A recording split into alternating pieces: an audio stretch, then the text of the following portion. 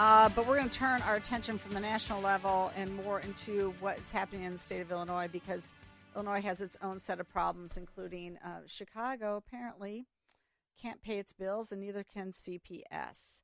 So that doesn't bode well for Illinois taxpayers who Chicago Democrats, which the majority down there in the House and Senate, are going to be pressured to bail them out. Let's hope that they don't. But there's a lot of gaming going on and a lot of things, and I thought that this really piqued my interest. Governor J.B. Pritzker's Economic Development Agency fell short in implementing elements of the governor's landmark climate bill aimed at ensuring social equity in the effort to move the state toward a carbon-free future. Illinois Auditor General said in a report released this week. From June 22 to 24, the state's Department of Commerce and Economic Opportunity failed to implement programs designed to assist clean energy contractors in underserved areas and to deliver clean energy job training to people exiting Illinois prisons. But that's not all. I mean, this is CEJA. This is CEJA, which they passed in September of 2021. Prior to that, in December of 2016, they passed FEJA, Future Energy Jobs Act. And that that act as well had a minority-based jobs program, completely racial discrimination. Knowingly, they don't care. And in 2016, it was sexy to be on the DEI banner. Well, here is Auditor General Frank Montina, who I despise, by the way. I think he's a criminal, and I voted against him being Auditor General.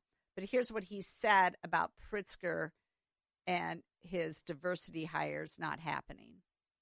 Promises. The Illinois Auditor General says the state failed to meet key equity requirements of the Climate and Equitable Jobs Act from 2022 to 2024. WND's Mike Melitich reports the Pritzker administration missed the mark on multiple provisions of the law that's meant to move Illinois toward 100% clean energy by the year 2050.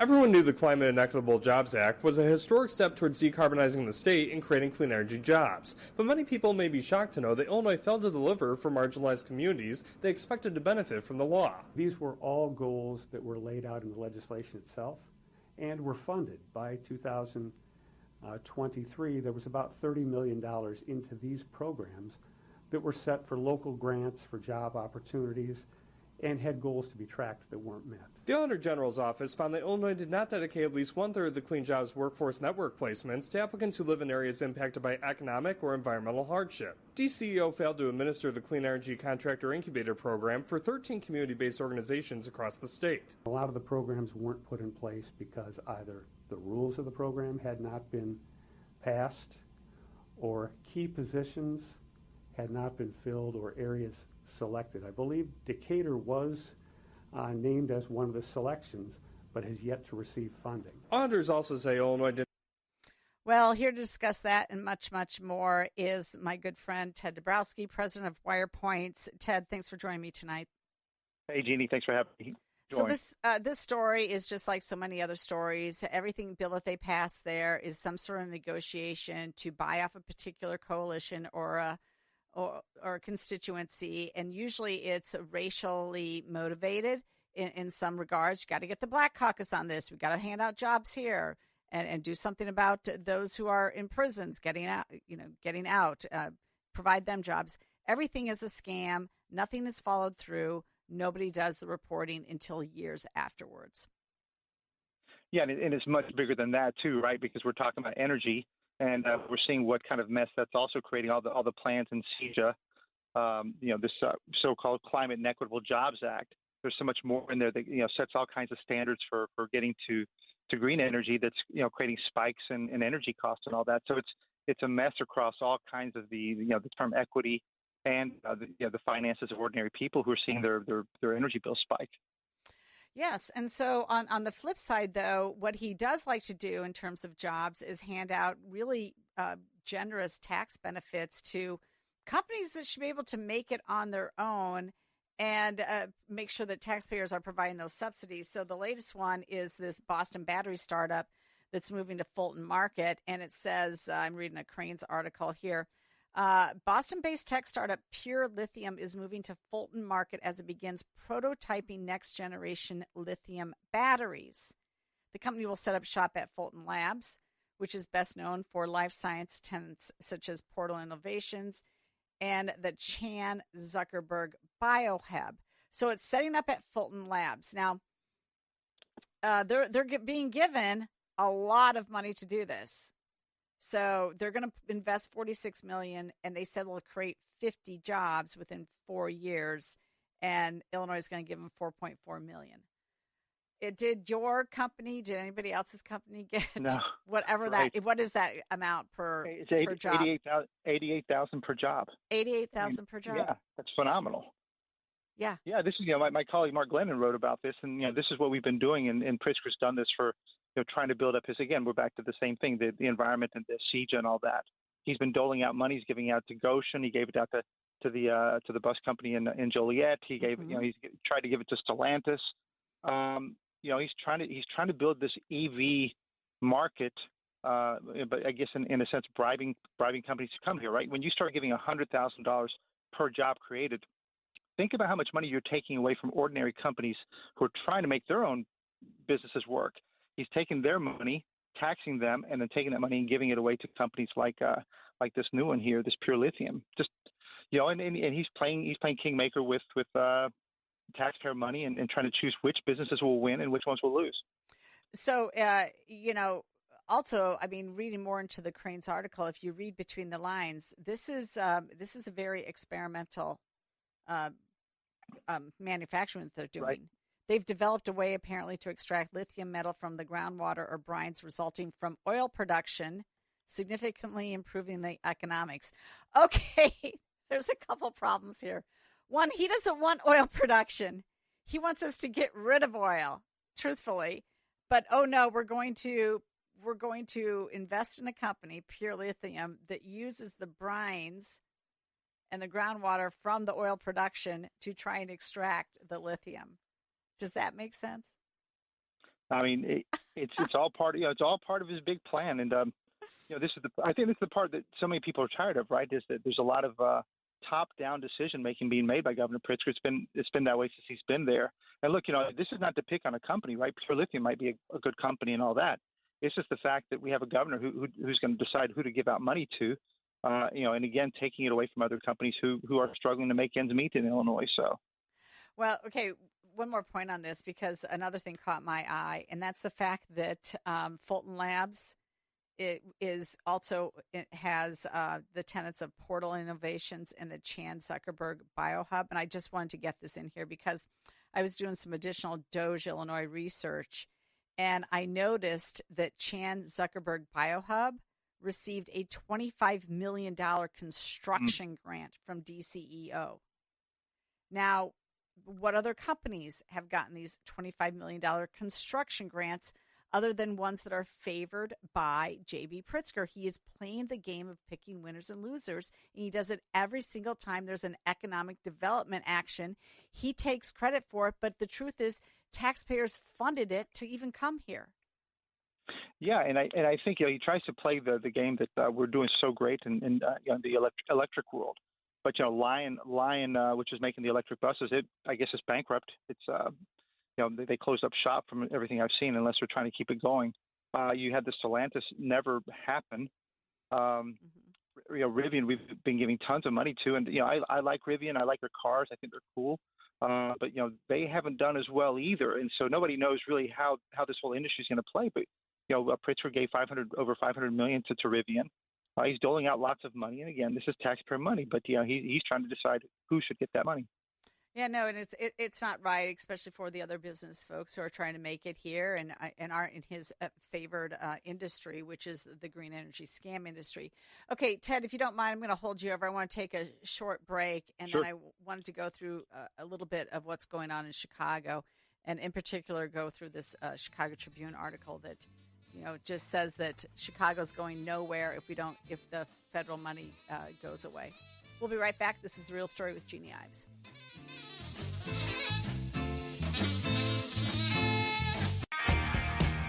The Real Story with Jeannie Ives continues on AM 560. The Answer. All right. Thanks for joining me tonight.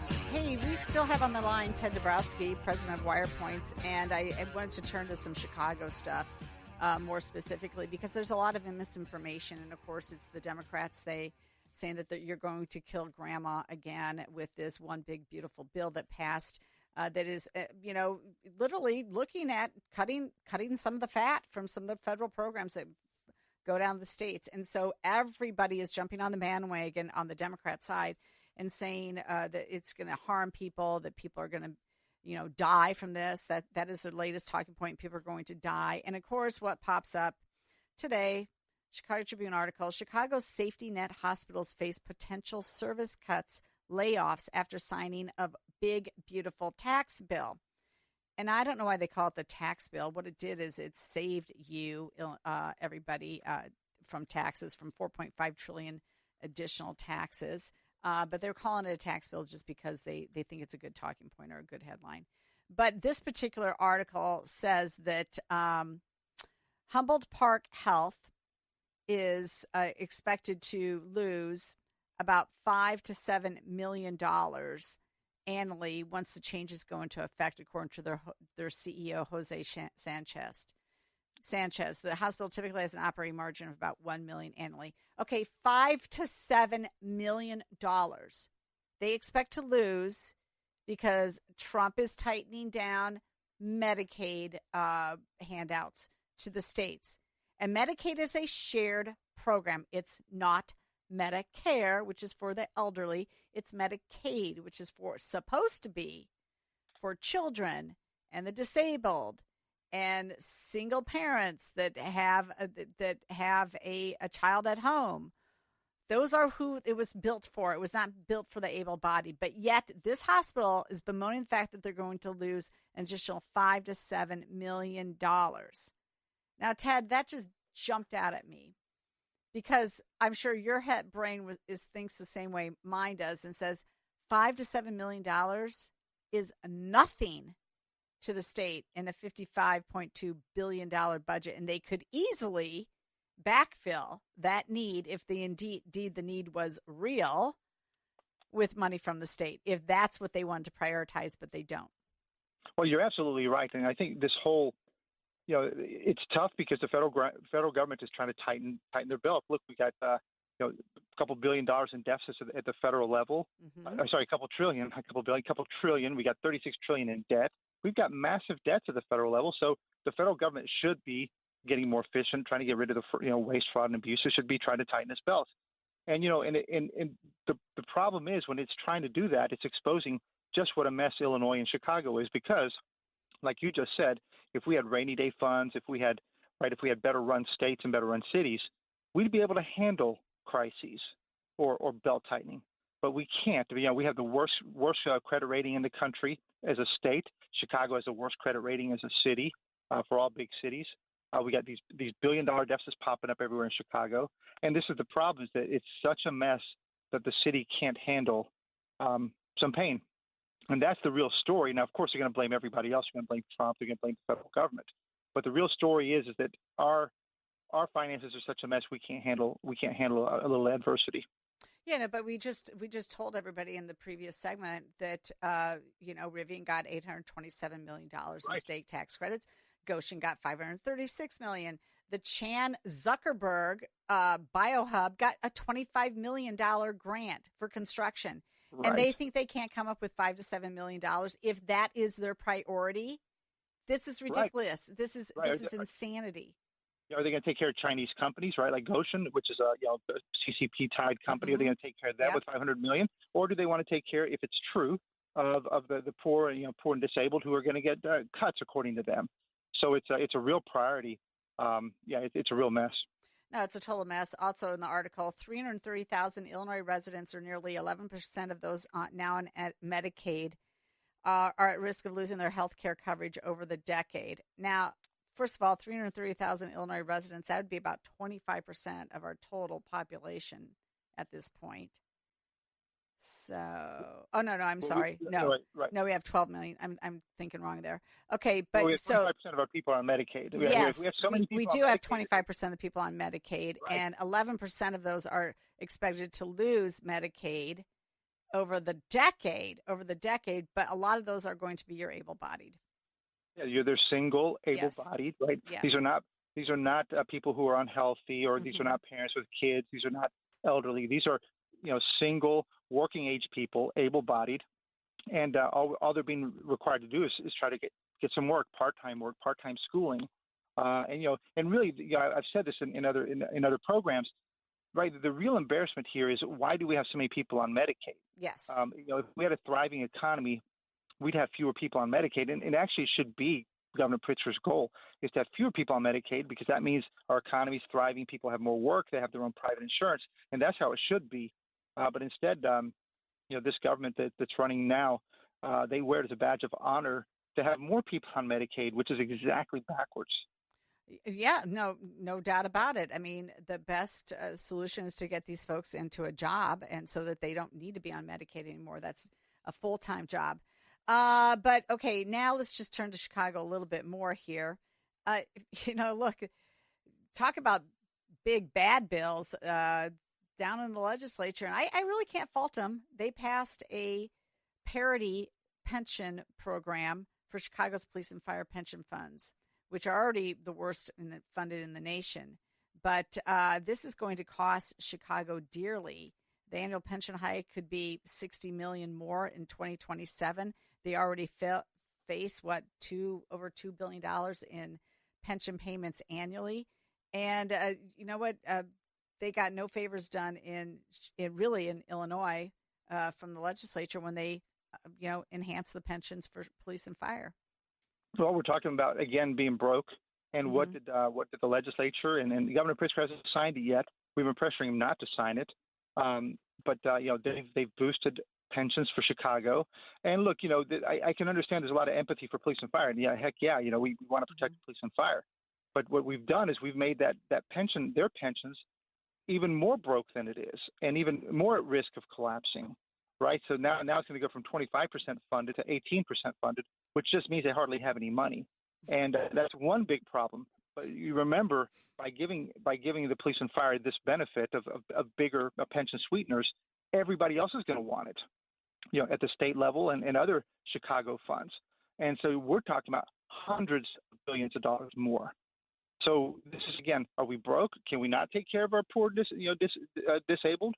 Or do we have so much money that we can just keep handing out more benefits? It's I guess the perpetual. Well, I mean, I don't know. We keep throwing around billions and millions, and I think people get confused. But I mean, it's really, Chicago has $36 billion in total pension debt. Your partner, Mark Lennon, was quoted in the Center Square article discussing that very problem.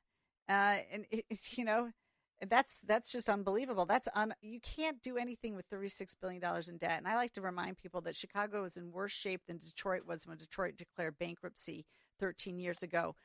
I mean, I'm sorry. Yeah, it was about 13 years. It was in 2013. So 12 years ago, Chicago, at the time that Detroit declared bankruptcy, was in worse shape than Detroit that actually did. Well, we certainly got much. Bankruptcy. Yeah, we've got much more pension debt than Detroit had. Yeah, and we have no plan of how to pay it down. We've just made it worse. Yep. All right. Well, he's Ted Dabrowski. Thanks so much for joining me, Ted. I appreciate you. And we'll be right back after this break. We're going to